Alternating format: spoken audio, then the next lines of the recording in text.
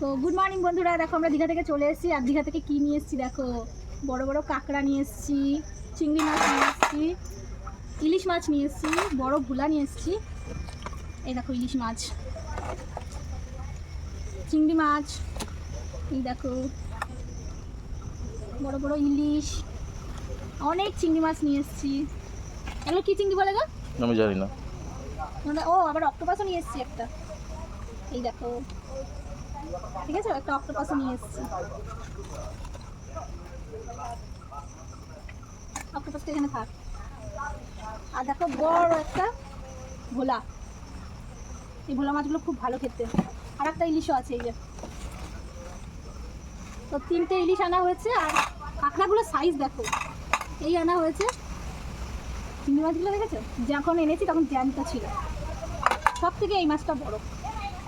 তো চলো আমি এগুলো গুছিয়ে গেছি, ফ্রিজে রাখবো এখন। ইলিশগুলো দেখেছো, এখন আমি ফ্রিজে রাখবো, গুছিয়ে গেছি। তো চলো টাটা।